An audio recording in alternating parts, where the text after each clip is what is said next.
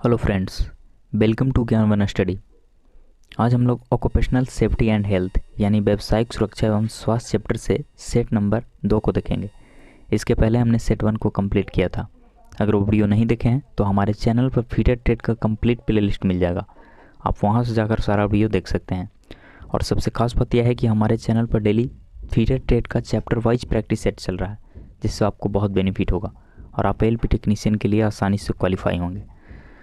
Occupational safety and health chapter से हर एक exam में आपको 5 से 6 प्रश्न देखने को मिलता है, तो ये चैप्टर आपके लिए बहुत ही महत्वपूर्ण होने वाला है। वीडियो को अंत तक जरूर देखना, ये वीडियो आपके लिए बहुत ही हेल्पफुल होगा।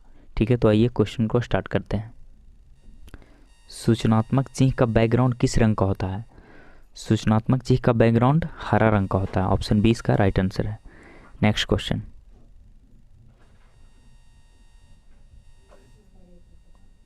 बी एवं डी दोनों श्रेणी की अग्नि को बुझाने के लिए किस अग्निशामक का प्रयोग किया जाता है? इंपॉर्टेंट प्रश्न है। बी एवं डी दोनों क्लास की आग को बुझाने के लिए किस अग्निशामक का प्रयोग किया जाता है? तो इसका सही आंसर होगा option number A, carbon dioxide. B एवं डी दोनों क्लास की आग को बुझाने के लिए कार्बन डाइऑक्साइड का प्रयोग किया जाता है।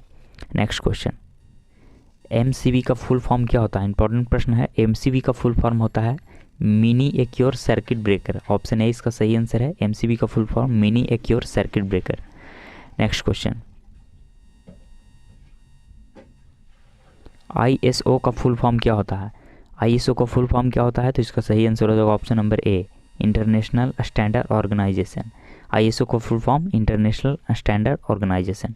ठीक है, नेक्स्ट क्वेश्चन, इलेक्ट्रिक फायर के मामले में सूखा बालू का प्रयोग क्यों किया जाता है? इंपॉर्टेंट प्रश्न है। इलेक्ट्रिक फायर के मामले में सूखा बालू का प्रयोग क्यों किया जाता है? तो इसका सही आंसर हो जाएगा ऑप्शन नंबर ए, आग को बुझाने के लिए। आप देखे होंगे पेट्रोल पंप के पास रेड कलर का एक बाल्टी, छोटा सा बाल्टी में सूखा बालू रखा रहता है, ताकि जैसे ही आग लगे और बालू डालते ही ऑक्सीजन का सप्लाई बंद हो जाता है और आग जो है ना पूरी तरह से बुझ जाता है। ठीक है, नेक्स्ट क्वेश्चन, CCl4 का फुल फॉर्म क्या होता है? इंपॉर्टेंट प्रश्न है। CCl4 का फुल फॉर्म क्या होता है? तो इसका सही आंसर हो जाएगा option number C, carbon tetrachloride. CCl4 का फुल फॉर्म कार्बन टेट्राक्लोराइड होता है। नेक्स्ट क्वेश्चन, CCl4 का प्रयोग किस रूप में किया जाता है? इंपॉर्टेंट प्रश्न है। CCl4 का प्रयोग अग्निशामक में किया जाता है। इसका सही आंसर हो जाएगा ऑप्शन नंबर डी, CCl4 का प्रयोग अग्निशामक में किया जाता है। नेक्स्ट क्वेश्चन, CTC अग्निशामक यंत्र किस धातु का बना होता है? ये इंपॉर्टेंट प्रश्न है। CTC अग्निशामक यंत्र जो होता है वो पित्तल का बना होता है। ऑप्शन ए इसका राइट आंसर है। CTC अग्निशामक यंत्र जो है वो पित्तल का बना होता है। नेक्स्ट क्वेश्चन, पैरों की सुरक्षा के लिए निम्न में से क्या पहनना चाहिए? इंपॉर्टेंट प्रश्न है। पैरों की सुरक्षा के लिए लेदर का शू पहनना चाहिए। इसका सही आंसर हो जाएगा ऑप्शन नंबर सी, पैरों की सुरक्षा के लिए लेदर का शू पहनना चाहिए। लेदर यानी चमड़ा। नेक्स्ट क्वेश्चन, मानव शरीर पर बिजली के झटके का प्रभाव किस पर निर्भर करता है? मानव शरीर पर बिजली के झटके का प्रभाव लाइन वोल्टेज पर निर्भर करता है। इसका सही आंसर हो जाएगा ऑप्शन नंबर ए, मानव शरीर पर बिजली का झटके का प्रभाव लाइन वोल्टेज पर निर्भर करता है। नेक्स्ट क्वेश्चन, कृत्रिम सांस देने के लिए निम्न में प्रमुख विधि कौन है? इंपॉर्टेंट प्रश्न है। कृत्रिम सांस देने के लिए निम्न में से प्रमुख विधि कौन कौन है? तो इसका सही आंसर हो जाएगा ऑप्शन नंबर डी, इनमें से सभी, यानी सैफर विधि, सिल्वेस्टर विधि और मुंह से मुंह हवा भरना। इसी को हम लोग लैम्बर्ट विधि कहते हैं। ठीक है, कृत्रिम सांस देने के लिए इन सभी विधि का प्रयोग किया जाता है। सैफर विधि, सिल्वेस्टर विधि और मुंह से मुंह हवा भरना यानी लैम्बर्ट विधि का प्रयोग करते हैं। नेक्स्ट क्वेश्चन, कारखानों में काम करने वाले को निम्न में किन बातों को ध्यान रखना चाहिए? इंपॉर्टेंट प्रश्न है। जब भी कारखाना में काम कर रहे हो कोई व्यक्ति, तो उसको इन बातों का ध्यान रखना चाहिए, जैसे कि खुद की सुरक्षा, मशीनों की सुरक्षा और कारखानों की सुरक्षा। इसका सही आंसर होगा ऑप्शन नंबर डी, इन सभी। यानी कारखानों में जब भी काम करे तो खुद की सुरक्षा को ध्यान देना चाहिए, मशीनों की सुरक्षा को भी ध्यान देना चाहिए और कारखानों की सुरक्षा को भी ध्यान देना चाहिए। नेक्स्ट क्वेश्चन, कार्यशाला में काम करते समय निम्न में क्या पहनकर कार्य नहीं करना चाहिए? ये इंपॉर्टेंट प्रश्न है। जब भी कार्यशाला में काम कर रहे हो तो क्या पहनकर कार्य नहीं करना चाहिए? तो इसका सही आंसर हो जाएगा ऑप्शन नंबर डी, इनमें से सभी। यानी ढीला कपड़ा नहीं पहनना चाहिए, टाई नहीं पहनना चाहिए और मफलर भी नहीं पहनना चाहिए। इन सभी पहनकर कार्यशाला में काम नहीं करना चाहिए, ढीला कपड़ा, टाई और मफलर। इसको यूज करने से आपको हो सकता है कि दुर्घटना हो सकता है, इसीलिए इन सब चीज़ों का प्रयोग नहीं करना चाहिए। नेक्स्ट क्वेश्चन,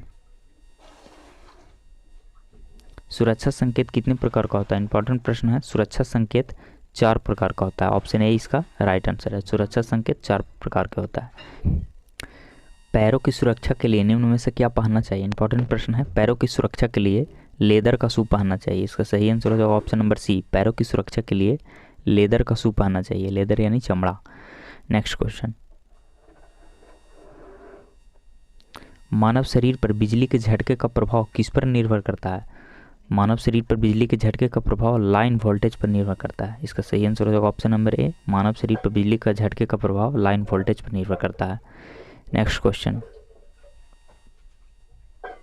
कृत्रिम सांस देने के लिए निम्न में प्रमुख विधि कौन है? इंपॉर्टेंट प्रश्न है। कृत्रिम सांस देने के लिए निम्न में से प्रमुख विधि कौन कौन है? तो इसका सही आंसर हो जाएगा ऑप्शन नंबर डी, इनमें से सभी, यानी सैफर विधि, सिल्वेस्टर विधि और मुंह से मुंह हवा भरना, इसी को हम लोग लैम्बर्ट विधि कहते हैं। ठीक है, कृत्रिम सांस देने के लिए इन सभी विधि का प्रयोग किया जाता है। सैफर विधि, सिल्वेस्टर विधि और मुंह से मुंह हवा भरना यानी लैम्बर्ट विधि का प्रयोग करते हैं। नेक्स्ट क्वेश्चन, कारखानों में काम करने वाले को निम्न में किन बातों को ध्यान रखना चाहिए? इंपॉर्टेंट प्रश्न है। जब भी कारखाना में काम कर रहे हो कोई व्यक्ति, तो उसको इन बातों का ध्यान रखना चाहिए, जैसे कि खुद की सुरक्षा, मशीनों की सुरक्षा और कारखानों की सुरक्षा। इसका सही आंसर होगा ऑप्शन नंबर डी, इन सभी। यानी कारखानों में जब भी काम करे तो खुद की सुरक्षा को ध्यान देना चाहिए, मशीनों की सुरक्षा को भी ध्यान देना चाहिए और कारखानों की सुरक्षा को भी ध्यान देना चाहिए। नेक्स्ट क्वेश्चन, कार्यशाला में काम करते समय निम्न में क्या पहनकर कार्य नहीं करना चाहिए? ये इंपॉर्टेंट प्रश्न है। जब भी कार्यशाला में काम कर रहे हो तो क्या पहनकर कार्य नहीं करना चाहिए? तो इसका सही आंसर हो जाएगा ऑप्शन नंबर डी, इनमें से सभी। यानी ढीला कपड़ा नहीं पहनना चाहिए, टाई नहीं पहनना चाहिए और मफलर भी नहीं पहनना चाहिए।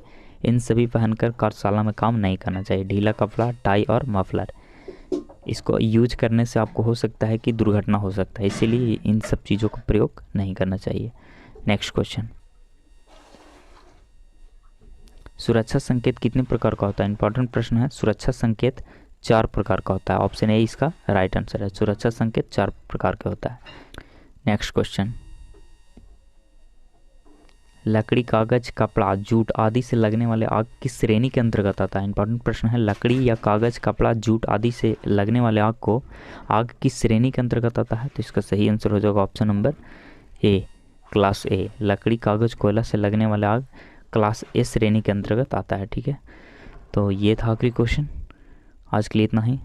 आपको ये वीडियो कैसा लगा आप हमें कमेंट बॉक्स में ज़रूर बताएं। अगर ये वीडियो आपको अच्छा लगा, हेल्पफुल लगा, तब आप इस वीडियो को लाइक और शेयर ज़रूर किया करो।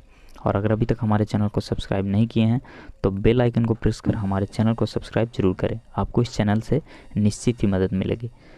तो मिलते हैं अगले दिन एक नए वीडियो के साथ। Thanks for watching.